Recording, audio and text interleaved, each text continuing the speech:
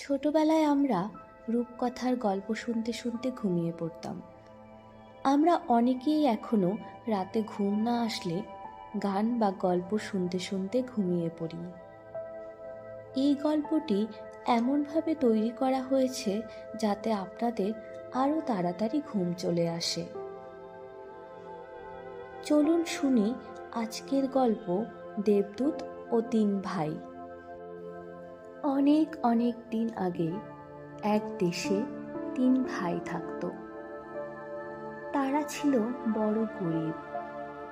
কেবল একটা ন্যাসপাতি গাছ ছাড়া নিজের বলতে তাদের কিছুই ছিল না। তাই তারা তিন ভাই মিলে পালা করে সেই ন্যাসপাতি গাছটা পাহারা দিত। যে কোনো দু ভাই বাড়ির বাইরে কোনো কাজে গেলে অন্যজন বাড়িতে থাকতো, খেয়াল রাখত কেউ যেন গাছটার কোনো ক্ষতি করতে না পারে। একবার হলো কি, সেই তিন ভাইয়ের মন পরীক্ষা করতে স্বর্গ থেকে এক দেবদূতকে পাঠানো হলো। সেই দেবদূত এক ভিখারির ছদ্মবেশ নিল আর তারপর একদিন সেই ন্যাসপাতি গাছটার কাছে এলো। সবচেয়ে বড় যে ভাই তখন সে গাছটা পাহারা দিচ্ছিল। দেবদূত তাকে দেখে হাতটা বাড়িয়ে দিল আর বলল, ঈশ্বরের দিব্যি ভাই, আমাকে একটা পাকা ন্যাসপাতি দাও। সবচেয়ে বড় ভাই তখনই তাকে একটা ন্যাসপাতি দিল আর বলল, আমি তোমাকে এটা দিতে পারি, কারণ এটা আমার, কিন্তু অন্য কোনোটা দিতে পারবো না, কারণ ওগুলো আমার ভাইদের। দেবদূত বড় ভাইকে ধন্যবাদ দিয়ে চলে গেল। পরের দিন যখন মেঝো ভাই পাহারায় ছিল, সেই সময় সেই একই ছদ্মবেশে দেবদূত আবার এলো। আগের দিনের মতোই মেঝো ভাইয়ের কাছে একটা পাকা ন্যাসপাতি চাইল। মেঝো ভাই বলল, এটা নাও, এটা আমার, আর তাই আমি এটা দিতে পারি। অন্যগুলোর একটাও আমি দিতে পারবো না, কারণ ওগুলো আমার ভাইদের। দেবদূত মেঝো ভাইকে ধন্যবাদ দিয়ে চলে গেল। তৃতীয় দিন ছোট ভাইয়ের সঙ্গে দেবদূতের একই অভিজ্ঞতা হলো। পরের দিন খুব সকাল সকাল দেবদূত এক সাধুর ছদ্মবেশে সেই তিন ভাইয়ের বাড়িতে এলো। তারা তিনজনেই তখন বাড়িতে ছিল। দেবদূত বলল, বাছারা, আমার সঙ্গে এসো। একটা ন্যাসপাতি গাছ পাহারা দেওয়ার চেয়ে ভালো কোনো কাজ আমি হয়তো তোমাদের খুঁজে দিতে পারি। এ কথা শুনে তিন ভাই রাজি হলো, আর তারপর তারা সবাই মিলে একসাথে বেরিয়ে পড়ল। কিছুক্ষণ হাঁটার পরে তারা একটা চওড়া গভীর নদীর তীরে এসে পৌঁছলো। বড় ভাইকে ডেকে দেবদূত বলল, বাছা, আমি যদি তোমাকে কোনো বর দিতে চাই, তুমি কি চাইবে? বড় ভাই উত্তর দিল, এই পুরো জলটা যদি সুরা হয়ে যায় এবং তা আমার হয়, তাহলে আমি খুব খুশি হব। দেবদূত তার জাদুদণ্ডটা তুলে ধরে একটা শূন্যে ক্রস চিহ্ন আঁকল। আরে, পুরো জলটাই তো উৎকৃষ্ট আঙ্গুর পেশাই করা কল থেকে তৈরি করা সুরা হয়ে গেছে। কোথা থেকে বেশ কিছু পিঁপেও এসে গেল। লোকেরা সেই সব পিঁপেতে সুরা ভরতে লাগলো এবং চালান করতে লাগলো।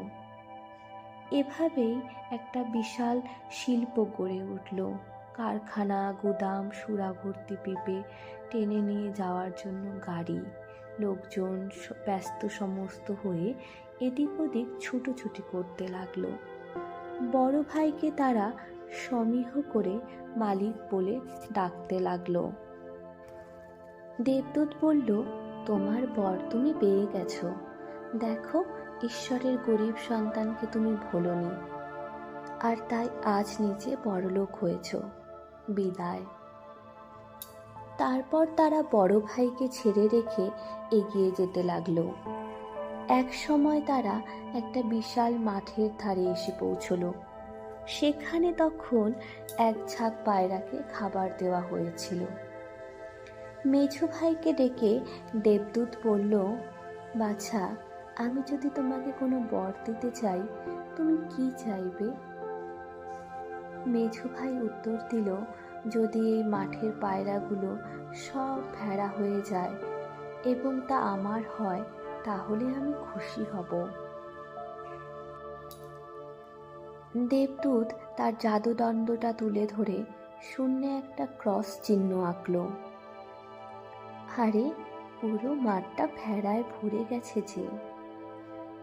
ঘরবাড়ি, খাটাল সব গুছিয়ে উঠল। সেখানে অনেক পুরুষ ও মহিলাদেরও দেখা গেল। কেউ কেউ ভেড়ার দুধ দুইতে লাগলো, আবার কেউ সেই দুধ থেকে ছানা তৈরি করে তাই দিয়ে আবার চিজ বানাতে লাগলো।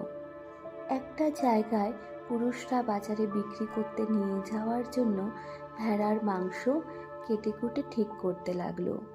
আর এক কোণে একদল ভেড়া লোম ছাড়াতে শুরু করলো। আর তারা প্রত্যেকেই যেতে আসতে মেঝো ভাইকে মালিক বলে ডাকতে লাগলো। দেবদূত বলল, তোমার বর তুমি পেয়ে গেছো, এখানেই থাকো আর ধন সম্পত্তি উপভোগ করো। দেখো, ঈশ্বরের গরিব সন্তানকে তুমি ভোলোনি। এরপর সে আর ছোট ভাইয়ের সঙ্গে একসাথে যেতে লাগলো। দেবদূত বলল, বাছা, এবার তুমিও একটা বর চাও। আমি কেবল একটাই জিনিস চাই প্রভু, আমি ঈশ্বরের কাছে প্রার্থনা করি তিনি যেন আমায় এক সত্যিকারের ধার্মিক স্ত্রী দেন, এটাই আমার ইচ্ছে। দেবদূত চেঁচিয়ে পড়ল, একজন সত্যিকারের ধার্মিক স্ত্রী? বাছা আমার, তুমি সবচেয়ে কঠিন একটা জিনিস চেয়েছ। কেন জানো? সারা দুনিয়ায় একমাত্র 3 জন সত্যিকারের ধার্মিক মহিলা আছেন। তাদের দুজনের ইতিমধ্যেই বিয়ে হয়ে গেছে, আর তৃতীয় জন একজন রাজকুমারী। ঠিক এই মুহূর্তেই তার জন্য 2 জন রাজাকে নির্বাচন করা হয়েছে। যাই হোক, তোমার ভাইয়েরা তাদের বর পেয়ে গেছে, তুমিও অবশ্যই তোমারটা পাবে। চলো এখনই ওই ধার্মিক রাজকুমারীর বাবার কাছে যাই আর তোমার দাবিটা জানাই। তাই তখনই তারা শান্ত ক্লান্ত বিধ্বস্ত অবস্থায় সেই শহরে গিয়ে হাজির হলো যেখানে রাজকুমারী থাকত। রাজা তো সব কথা শুনে অবাক। তাহলে আমার মেয়ের জন্য 3 জন দাবিদার হলো, 2 জন রাজা আর একজন এই যুবক, সবাই একই দিনে। আমি এদের মধ্যে কিভাবে বেছে নেব? দেবদূত বলল, ঈশ্বরের ওপর নির্ভর করুন। আঙ্গুর গাছের 3টে ডাল কাটুন এবং রাজকুমারীকে বলুন প্রত্যেকটা ডালের ওপর আলাদা আলাদা দাবিদারের নাম লিখতে। তারপর আজ রাতে বাগানে সেই 3টে ডাল পুঁতে দিতে। রাতের মধ্যে যার ডালটায় ফুল ফুটবে এবং সকাল হওয়ার আগে থোকা থোকা পাকা আঙ্গুরে ভরে যাবে, তার সঙ্গে রাজকুমারীর বিয়ে দিন। রাজা এবং অন্য 2 দাবিদার এতে রাজি হলেন এবং রাজকুমারী আঙ্গুর গাছের 3টে ডালের নাম লিখে পুঁতে দিলেন। সকাল হলে দেখা গেল 2টো ডাল একেবারে শুকনো খটখটে, কিন্তু তৃতীয়টা, যেটার গায়ে ছোট ভাইয়ের নাম লেখা ছিল, সেটা সবুজ পাতা আর থোকা থোকা পাকা আঙ্গুরে ভরে গেছে। রাজা ঈশ্বরের বিচার মেনে নিলেন এবং তখনই তার মেয়েকে নিয়ে গির্জায় গেলেন। সেখানে সেই আগন্তুক যুবকটির সঙ্গে রাজকন্যার বিয়ে হলো। রাজা তাদের আশীর্বাদ করে রাজপ্রাসাদে ফিরে গেলেন। দেবদূত নবদম্পতিকে সঙ্গে করে একটা জঙ্গলে নিয়ে গেল আর সেখানে তাদের রেখে চলে গেল। এরপর প্রায় 1 বছর কেটে গেছে। 3 ভাই কীরকম আছে, কেমনভাবে দিন কাটাচ্ছে তা দেখার জন্য দেবদূতকে আবার পৃথিবীতে পাঠানো হলো। এক বুড়ো ভিখারির ছদ্মবেশে দেবদূত প্রথমে বড় ভাইয়ের কাছে গেল। সে তখন তার আঙ্গুর পেশাই কল নিয়ে কাজে ব্যস্ত। দেবদূত এক পেয়ালা সুরা ভিক্ষা চাইল। যা যা, দূর হয়ে যায় এখান থেকে, বুড়ো ভিখারি কোথাকার! বড় ভাই রেগে চিৎকার করে উঠল।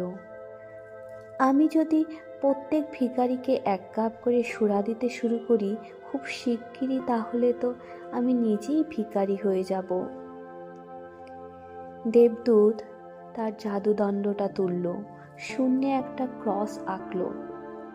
যা, যত সুরার বিবেক, কর্মচারী আর আঙুল পেশাই কল সব যে অদৃশ্য হয়ে গেল, আর তাদের জায়গায় বইতে শুরু করলো একটা চওড়া গভীর নদী। ধন সম্পদ পেয়ে তুমি ঈশ্বরের গরিব সন্তানকে ভুলে গেছো, দেবদূত বলে উঠল। যাও, তোমার ন্যাসপাতি গাছের কাছে ফিরে যাও। এরপর দেবদূত মেজো ভাইয়ের কাছে গেল। সে তখন গোয়ালের কাজে ব্যস্ত। দেবদূত বলল, ভাইয়া, ঈশ্বরের দিব্যি, আমাকে 1 টুকরো চিজ দাও। 1 টুকরো চিজ? অকম্মার ঢেকি! মেজো ভাই চিৎকার করে উঠল। দূর হয়ে যা শিগগির, না হলে এখনই কুকুর লেলিয়ে দেব। দেবদূত তার জাদুদণ্ডটা দিয়ে শূন্যে একটা ক্রস আঁকল। যা।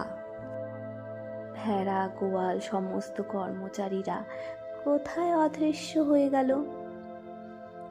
কেবল মেজো ভাই একা একটা মাঠের মধ্যে দাঁড়িয়ে আছে। চারপাশে পায়রার ঝাঁক খাবার খাচ্ছে।